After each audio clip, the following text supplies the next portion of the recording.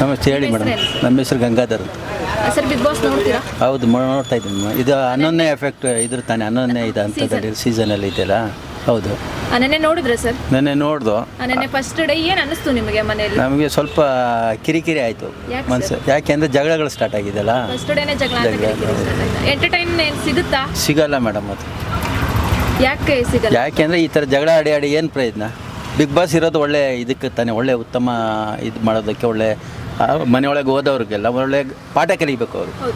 ಅದು ಬಿಟ್ಟು ಹೊರಗಿನ ಜಗಳನ್ನೆಲ್ಲ ಇದ್ರೊಳಗೆ ಮನೆಯೊಳಗೆ ಕೂತ್ಕೊಂಡು ಅಂದರೆ ಅವ್ರ ಹಳೇ ದ್ವೇಷಗಳಿರ್ತಾವಲ್ಲ, ಹಳೆ ದ್ವೇಷಗಳಿರ್ತದಲ್ಲ, ಅದನ್ನ ಈಗ ಅದು ಸ್ಪ್ರೆಡ್ ಆಗ್ತಾ ಇದೆ, ಬೆಂಕಿ ಜ್ವಾಲೆ ಆಗ್ತಾ ಇದೆ. ಹಳೆ ದ್ವೇಷನ ತಗೊಂಡು ಬಂದು ಒಳಗಡೆ ಇದು ಮಾಡ್ತಾ ಇದ್ದಾರೆ. ಅದು ಯಾಕೆ ಅನಿಸ್ತದೆ ಅಂದರೆ ಅದು ಇವರು ಜಗದೀಶ್ ಇದ್ದಾರೆ ಲಾಯರು, ಅವ್ರ ಮುಖಾಂತರ ನೋಡಿದ್ರೆ ಅವ್ರು ತುಂಬ ಹಳೆಯಿಂದ್ರಿಂದಲೇ ಅದೇ ಜಗಳ ಜಾಸ್ತಿ. ಹೊರಗಿನೂ ಜಗಳ, ಒಳಗೆ ಒಂದು ಇದಿಲ್ಲ, ರಾಜಕೀಯ ಬೇರೆ ಇದೆ ಅವ್ರ ಹತ್ರ. ಅವ್ರು ಕಾಂಗ್ರೆಸ್ ಕಡೆ ತುಂಬ ಸಪೋರ್ಟ್ ಮಾಡ್ತಾ ಇದ್ದಾರೆ. ಹಾಗಾಗಿ ಕಾಂಗ್ರೆಸ್ ಅನ್ನೋದು ಅವರು ಲಾಯರ್ ಆಗಿರ್ಬೋದು, ಯಾವ ಪಕ್ಷದಲ್ಲಿ ಇರಬಾರ್ದು, ಒಂದೇ ಇದಿರ್ಬೇಕು. ಅವ್ರ ದುಡಿಮೆ ಇದು, ಯಾವುದೇ ಇದಾಗಲಿ ಪಕ್ಷ ಬೇಡ ನಮಗೆ, ರಾಜಕೀಯ ಬೇಡ. ಅವ್ರು ಲಾಯರ್ ಆಗಿದ್ದರೆ ಒಳ್ಳೆ ಉತ್ತಮ ಲಾಯರ್ ಆಗಿ ಬರಬೇಕು. ಈ ಜಗಳಗಳು ಹಾಕ್ಕೊಂಡು ಹಳೆ ಜಗಳಗಳನ್ನೆಲ್ಲ ಇಲ್ಲಿ ತಂದು ಹಾಕ್ಕೊಳ್ಳೋದು ಅದು ಬೆಂಕಿ ಆಗ್ತದೆ. ಸರ್ ಸ್ವರ್ಗ ಮತ್ತು ನರಕ ಅಂತ ಎರಡು ಕಾನ್ಸೆಪ್ಟ್ ಇಟ್ಟಿದ್ದಾರೆ. ಏನು ಅನ್ನಿಸ್ತು ಸರ್ ಅದು? ಇದು ಇದು ಹೇಳ್ತಾ ಇದ್ದೀನಿ. ಇದಕ್ಕೆ ಈ ಎಪಿಸೋಡಲ್ಲಿ 11ನೇ ಎಪಿಸೋಡಲ್ಲಿ ಇದು ಒಂಥರ ನರಕ ಥರ ಆಗ್ತಾಯಿದೆ. ಫಸ್ಟ್ ಸ್ಟಾರ್ಟಿಂಗಲ್ಲೇ ಮೊದಲಾದರೆ ಆ ಥರ ಇಲ್ಲ, ಒಂದು ಕಾಮಿಡಿ ಆಗಿತ್ತು. ನೆಕ್ಸ್ಟ್ 10ನೇ ಎಪಿಸೋಡ್ ತುಂಬ ಕಾಮಿಡಿ ಆಗಿತ್ತು. ಇದು ನರಕ ಥರ ಕಾಣ್ತದೆ ಸ್ಟಾರ್ಟಿಂಗ್. ಸಿಗ್ತದೆ ಅಂದರೆ ಸ್ವಲ್ಪ ದಿನ ಕಾಯಬೇಕು. ಅಂದರೆ ಬಿಗ್ ಬಾಸ್ ಅವರು ಸ್ವಲ್ಪ ಅದಕ್ಕೆ ಉಪ್ಪು ಖಾರ ಹಾಕಿ ಅವ್ರನ್ನ ಸ್ವಲ್ಪ ಮಸಾಲೆ ಮಾಡಿ ಹೇಳಿ ರೆಡಿ ಮಾಡಿ. ನನಗೆ ಇನ್ನೂ ಆಗ್ಬೇಕು ಮೇಡಮ್. ಈ ಸತ್ಯ ಹೇಳಬೇಕು ಅಂದರೆ ಇನ್ನೂ ಒಂದು 2-3-4 ವಾರ ಕಳಿಬೇಕು ಸರ್. ಯಾವ್ಯಾವ ಥರ ಇನ್ನೂ ಅವರು ಪಾರ್ಟಿಸಿಪೇಟ್ ಮಾಡಬೇಕು ಮನೆ ಒಳಗಡೆ? ಇನ್ನೂ ಚೆನ್ನಾಗಿ ಬೇರೆ ಇದನ್ನ ಬಿಟ್ಬಿಟ್ಟು, ಈ ಜಗಳ ಎಲ್ಲ ಬಿಟ್ಬಿಟ್ಟು ಮನೆ, ಸ್ವಂತ ಮನೆ ಯಾವ ಥರ ಅಂದರೆ ಯಜಮಾನ ಶೂಟಿಂಗ್ ಫಿಲ್ಮ್ ನೋಡಿದ್ದೀರಲ್ವ, ವಿಷ್ಣುವರ್ಧನ್ ಮಾಡ್ತಾರಲ್ಲ, ಆ ಟೈಪ್ ಮನೆಯನ್ನೆಲ್ಲ ಅವ್ರು ಕಾಪಾಡಿಕೊಂಡು ಎಲ್ಲರನ್ನ ಒಟ್ಟಾಗಿ ತೊಗೊಂಡೋಗ್ಬೋದು.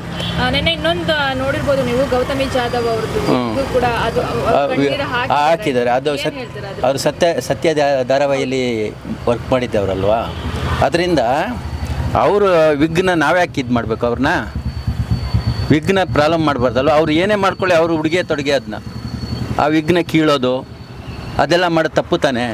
ಹಾಂ, ಅವ್ರು ಇಷ್ಟ. ಅವ್ರು ಬೇಕಾದ್ರೆ ವಿಗ್ ಆದ್ರೆ ಹಾಕ್ಕೊಳ್ಳಿ, ಇಲ್ಲ ವಿಗ್ ಇಲ್ಲಾದರೆ ಒಂದು ಫುಲ್ ಚಡ್ಡಿ ಆದ್ರೆ ಹಾಕ್ಕೊಳ್ಳಿ. ಅದು ನಾವು ಇದು ಮಾಡಬಾರ್ದು. ನಮ್ಮದೇನಿದೆ ಕರ್ತವ್ಯ ಬಿಗ್ ಬಾಸ್ ಒಳಗೆ ಹೋದಾಗ ಅದನ್ನೇನು ಮಾಡಬೇಕು ಅದರದ್ದೇ ಲೆವೆಲಲ್ಲಿ ನಾವಿರಬೇಕು. ನಮ್ಮ ಮನೆ ಮಕ್ಕಳು ಹೆಣ್ಮಕ್ಳು ಅದೇ ಥರ ಮಾಡಿರಲ್ವಾ. ನಮ್ಮ ಹೆಣ್ಮಕ್ಳು ಒಂದು ವಿಗ್ ಅಲ್ಲ, ಒಂದು ಸ್ಟೈಲಾಗಿ ಇದು ವ್ಯವಹಾರ ಮಾಡಿರ್ತಾರೆ. ಅದು ಬಿಟ್ಬಿಟ್ಟು ಅವಳು ಫ್ಯಾಷನ್ ಸರಿ ಇಲ್ಲ, ಅವಳು ಉಡುಗೆ ತೊಡುಗೆ ಸರಿ ಇಲ್ಲ ಅಂದರೆ ಅದು ತಪ್ಪು ತಾನೆ. ಮತ್ತೆ ಸರ್ ತುಕಾಲಿ ಸಂತೋಷ್ ಅವರು ಹೋದ ಸರಿ ಹೋಗಿದ್ರು, ಅವ್ರ ಹೆಂಡತಿ ಈ ಸರಿ ಹೋಗಿದ್ರು. ಅದು ತಪ್ಪು ಮೇಡಮ್. ಅದು ಬಿಗ್ ಬಾಸಲ್ಲಿ ಮೈನ್ ಹೇಳ್ತೀನಿ ನಾನು. ಅವ್ರು ಮೊದಲೇ ಎಲ್ಲ ಇದರಲ್ಲೂ ಸೀರಿಯಲ್ ಪ್ರತಿಯೊಂದರಲ್ಲೂ ಮಾಡ್ತಾಯಿದ್ದಾರೆ. ಅವ್ರು ಕೊಡಬಾರ್ದಾಗಿತ್ತು ಅದು. ತುಕಾಲಿಗೆ ಆಗಲಿ, ತುಕಾಲಿಗೆ ವಸತಿ ಬಂದು ತುಕಾಲಿ ಬಂದಿದ್ದಾರೆ, ಅವ್ರಿಗೆ ಮಿಸ್ಸಸ್ಗೆ ಏನು ಕೊಡೋದು? ಅದೇ ಹೇಳೋದು ನಾನು. ಬಡ ಮಕ್ಕಳು ಯಾವುದೋ ಒಳ್ಳೆ ಡಿಗ್ರಿ ಮಾಡಿದ್ದವರು, ರ್ಯಾಂಕ್ ಸ್ಟೂಡೆಂಟು, ಇಲ್ಲ ಒಳ್ಳೆ ವರ್ಕಲ್ಲಿರ್ತಾರೆ, ITBT ಎಲ್ಲ, ಅಂಥವ್ರನ್ನ ತಂದು ಇದಕ್ಕೆ ಹಾಕಿದ್ರೆ ಒಳ್ಳೆಯದು. ಅದು ಬಿಟ್ಬಿಟ್ಟು ಈ ಸೀರಿಯಲಲ್ಲೇ ಮತ್ತು ಈ ಕೆಲವು ಯಾವುದೋ ಇದು ಇದರಲ್ಲೇ ಟಿವಿಯಲ್ಲಿ ಕಲರ್ಸ್ ಟಿವಿಯಲ್ಲಿ ಬಂದಿರ್ತಾರಲ್ಲ, ಅವ್ರನ್ನೆಲ್ಲ ಹಾಕೊಂಡು ಮಾಡಬಾರ್ದು. ಕರೆಸ್ಬಾರ್ದಾಗಿತ್ತು ಮೇಡಮು. ಈಗ ಬಡವರು ತುಂಬ ಇದ್ದಾರೆ, ಹಳ್ಳಿ ಕಡೆ ತುಂಬ ರೈತರ ಮಕ್ಕಳಿದ್ದಾರೆ. ಈಗ ಮೊನ್ನೆ ನಮ್ಮ ಹೋಸತಿ ಬಂದಾಗ ಇವರು ತುಕಾಲಿ ಇವರಿದ್ದಾರಲ್ಲ, ಜೊತೆಯಲ್ಲಿದ್ರಲ್ಲ ಸಂತೋಷು, ಅಂಥವ್ರನ್ನ ರೈತರ ಮಕ್ಕಳನ್ನ ಕರ್ಕೊಂಬನ್ನಿ. ಈ ಸರಿ ಸುರೇಶ್ ಅವ್ರು ಬಂದಿದ್ದಾರಲ್ಲ, ಸುರೇಶ್ ಅವ್ರು ಬರ್ಬೋದು. ಇನ್ನೂ ಸ್ವಲ್ಪ ಜಾಸ್ತಿ ಇದೆ ಹಳ್ಳಿ ಕಡೆ.